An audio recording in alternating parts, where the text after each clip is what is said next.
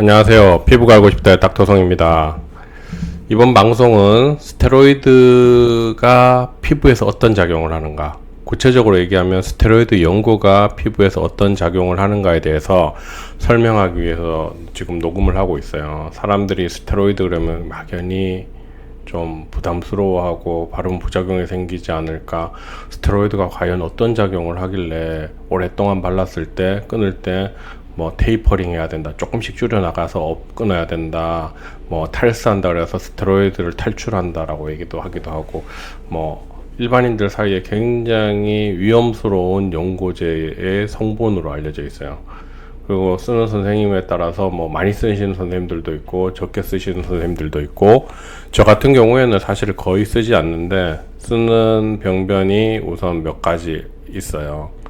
아토피 급성기일 때, 또는 건선일 때, 또는 접촉성 피부염일 때, 이 세 가지 경우에 한해서만 조금씩 쓰고, 일반적으로 저는 스테로이드를 잘 쓰지 않아요. 스테로이드 따르는 문제가 많이 생기기 때문에. 스테로이드의 이런 문제들이 부작용인가? 스테로이드의 부작용이 아니고 스테로이드를 사용하면 따라오는 증상, 현상인 거지 스테로이드의 부작용이 아니에요. 하지만 그런 현상을 생기는 것도 쓰면서까지 사용하는 이유는 그 반대적으로 얻는 이득이 있어서 쓰는 거고요. 이런 스테로이드 연고에 대해서 사용하는 것을 어떤 뭐 선생님마다 의견이 다르고 개인적인 생각이 다 다르기 때문에 누가 맞다 틀리다 이런 개념이 아니에요. 이런 연고를 사용할 때 굉장히 조심해야 된다라는 걸 설명을 해드리고, 이런 스테로이드 연고를 사용할 때 피부에서 어떤 문제를 일으킬 수도 있고 어떤 작용을 하는가, 그리고 어떤 기전으로 인해서 뭐 이런 것들이 생기는가에 대해서 일반인 수준에서는 약간 높은 수준의 방송일 거라고 생각이 됩니다. 하지만 잘 들어주시면 실제 도움이 될 거예요. 끝까지 시청 잊지 마시고 구독과 좋아요 꼭 부탁드리겠습니다. 사실 구독과 좋아요 이런 거 잘 안 하는데 한번 부탁드리겠습니다. 꼭 잊지 말고 구독과 좋아요 눌러주세요. 스테로이드 연고를 쓰면 표피에서 어떤 변화가 생기는가 한번 보겠습니다. 우리가 스테로이드 연고를 쓰면 표피에서 일어나는 변화들이 이 밑에 정리된 내용들이에요. 그러면 이 그림과 한번 비교해서 설명을 해드릴게요. 각질 형성세포의 유사분열이 감소한다. 각질 형성세포의 유사분열이 감소한다. 이게 무슨 말입니까? 요게 보면 이게 표피의 가장 밑에 있는 각질 형성세포라는 거예요. 그 다음에 여기 멜라닌 세포가 있고요. 각질 형성세포의 수가 감소한다는 말은 뭐예요? 여기에 있는 표피는 흔히 말하는 피부 장벽이죠. 위에 있는 각질층, 과립층에 있는 타이트 정션 이런 것들을 가지고 우리가 피부 장벽이라고 한다고 예전 방송에서 제가 한번 알려드렸어요. 그런데 이런 것들이 나오려면 어떻게 돼요? 얘네들이 올라오면서 분화가 일어나면서 점점점 변화돼서 여기에 가면 과립층을 이루고 마지막에 핵이 없어지면서 죽은 세포인 코네오사이트, 각질층을 형성하게 돼요. 그런데 이 녀석들이 줄게 되면 이로 올라가는 양이 실제로적으로 줄어서 표피에 있는 세포 수가 감소하게 되고, 그렇게 되면 장벽이 훼손되게 되고 영구적인 데미지를 받게 돼요. 그러면 당연히 이 올라가는 양이 적어지니까 당연히 어떻게 돼요? 각질층 두께가 감소하겠죠. 이 양이 줄어드니까 올라가서 이 분화되는 양이 실제로 줄어들게 돼요. 그 다음에 또 하나가 뭐예요? 과립층 여기 있죠. 이 과립층의 양이 현재 감소하거나 없어지게 돼요. 이쪽에서 우리가 이 각질층 사이로 지지를 뿜어내서 그것들이 각질층 사이에 어떤 이렇게 탁 잡아주는 역할을 해주고 피부 안에 있는 물이 증발하는 걸 막아주는 역할을 하는데, 그 지지를 뿜어내는 과립층들이 소실되기 때문에 어떻게 돼요? 피부 장벽은 영구적인 데미지, 돌이킬 수 없는 큰 데미지를 받게 되겠죠. 그 다음에 또 하나가 문제가 뭐 있어요? 기저층 굴곡을 평평하게 만든다. 기저층이 뭐예요? 요 밑에 부분을 기저층이라고 하고, 이 부분의 기저층에 각질 형성세포와 멜라닌 세포가 이렇게 10대 1의 비율을 가지고 있어요. 그런데 이 굴곡이 뭐예요? 이렇게 굴곡을 가지고 있는데 이 녀석들이 어떻게 된다고요? 이 부분이 평평하게 바뀌어요. 이렇게 롤러코스터 같이 이렇게 물결을 쳐야 되는데 이게 평평하게 바뀌게 돼요. 그럼 평평하게 바뀌면 어떤 문제가 생길까요? 당연히 각질 형성세포가 줄어들게 돼요.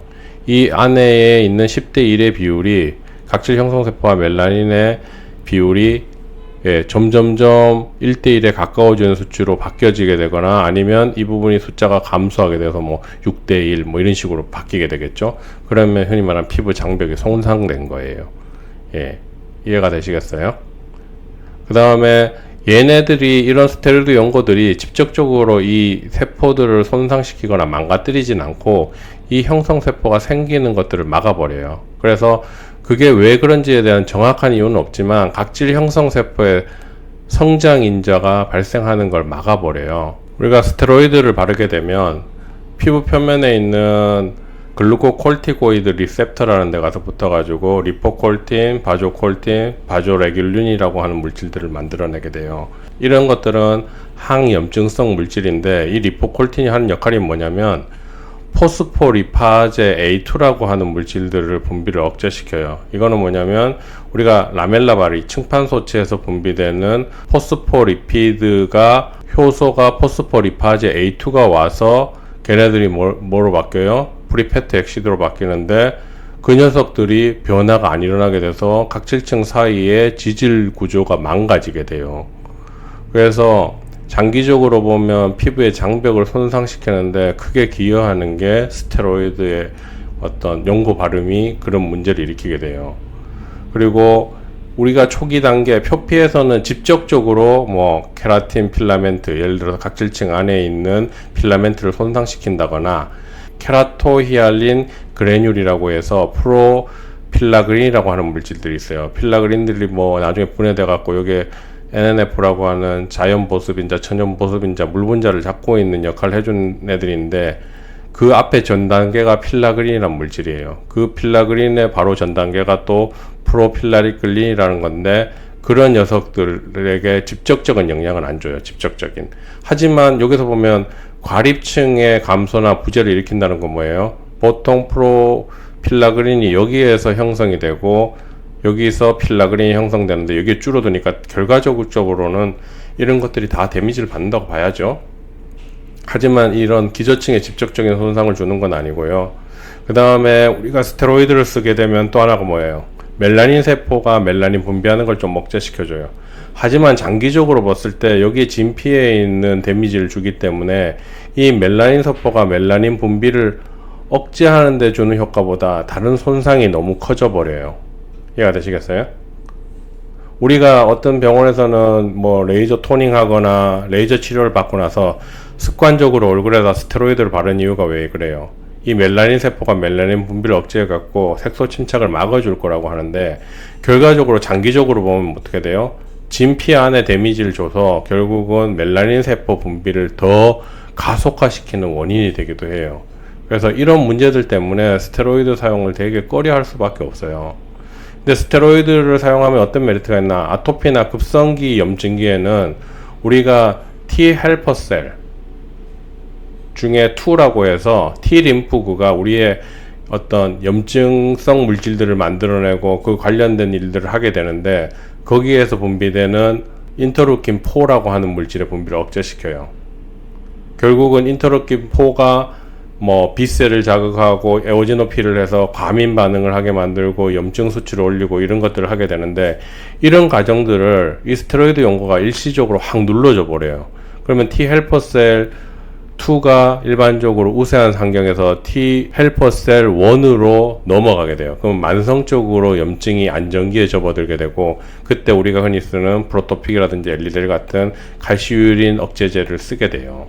뭐 이런 것들은 크게 알 필요 없고 스테로이드를 쓰면 이렇게 표피가 손상당한다. 그리고 피부 장벽이 영구적으로 어떤 손상을 받을 수 있다. 특히 스테로이드 등급을 1등급부터 7등급까지 나누게 되는데 1등급으로 올라갈수록 강한 스테로이드 포텐시가 강한 거고 밑으로 내려올수록 숫자 7로 갈수록 포텐시가 낮은 스테로이드예요.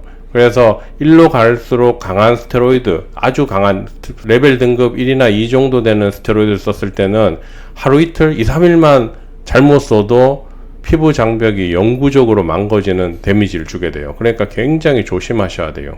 그리고 의사 선생님 말도 잘 들어야 되고 그 염증이 멈추는 순간, 염증이 가라앉는 순간 즉시 중단하셔야 돼요. 그러면 이런 표피에서의 변화를 우리가 좀 봤어요. 뭐 이런 그림 이걸 받으면 물 분자가 줄어들고 피부 안에 있는 진피가 손상당하죠. 그래서 진피가 손상되면 영구적으로 이제 뭐 여러 가지 문제가 생기게 돼요.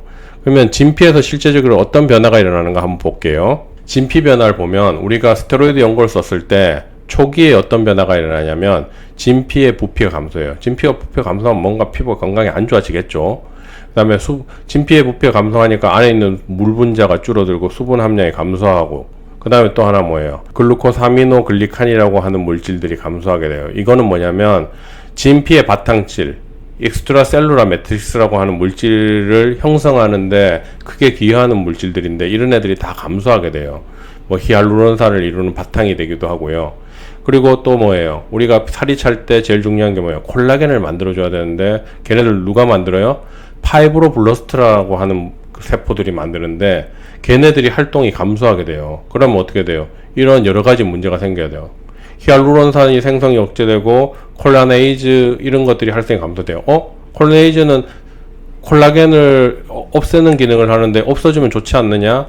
우리가 콜라겐의 타입이 3하고 1이 있는데 비율이 적절히 맞아야 되는데, 노화가 진행되면 3가 늘어나고 탄력이 좋은 사람은 콜라겐 타입 1이 늘어나 있어요. 근데 이 비율의 걸 조절하는 물질들이 분비가 안 돼서 균형이 깨지게 돼요. 그리고 우리가 초기 위축, 즉 스테로이드 연고를 썼을 때 진피의 초기에는 콜라겐이나 엘라스틴 파이버 같은 이런 탄력 섬유들이 큰 변화가 생기지 않아요.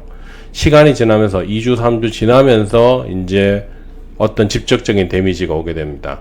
그래서 우리가 스테로이드 연고를 쓰게 되면 후기 위축이라고 해서 진피의 부피는 계속 감소가 일어나고 있어요. 우리가 초기 위축에서도 진피의 부피는 감소하고 물 분자가 줄어들고 글루코사미노글리칸이라는 물질들이 줄어든다고 얘기를 했어요. 근데 이 연고의 작용이 일어나는 순간 계속 이런 증상들이 나타나게 되고, 스테로이드 연고의 보통 방광기가 24시간에서 56시간 정도예요. 강도가 포텐시가 높을수록 보통 방광기가 길고요.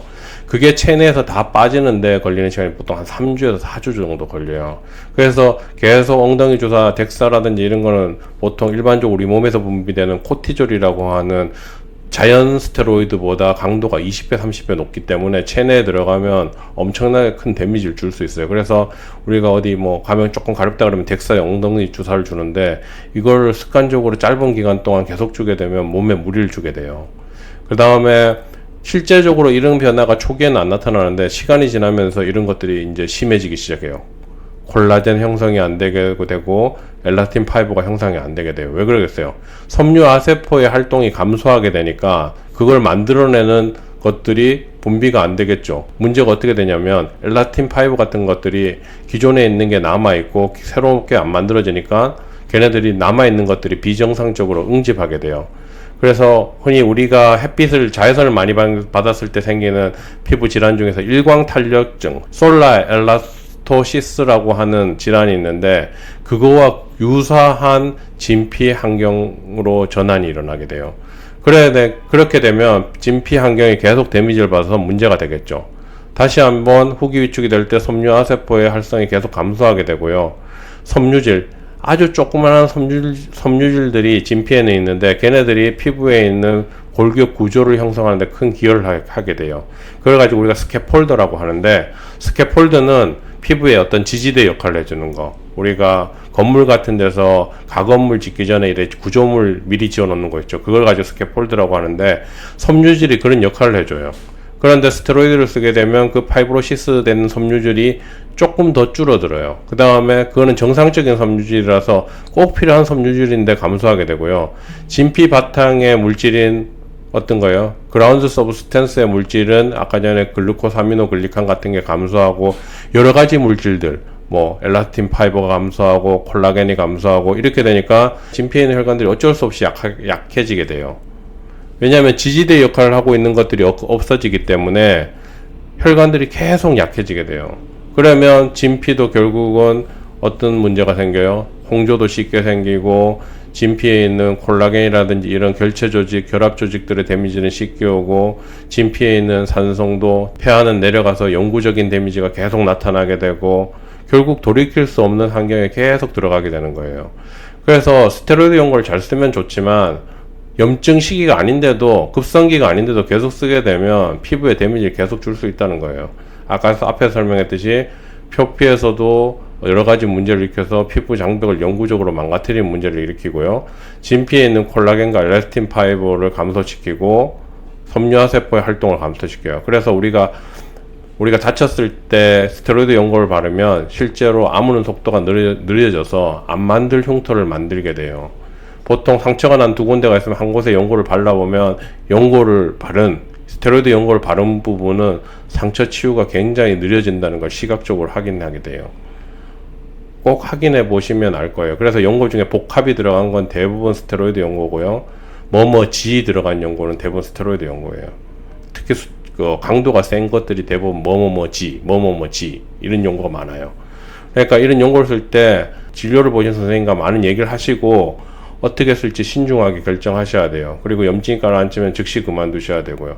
저는 일반적으로 아까 말했던 건선, 아토피, 접촉성 피부염 이 세 가지 질환이 아닌 이상 거의 안 쓴다고 보시면 되고 급성기에만 쓴다라고 생각하고 있어요.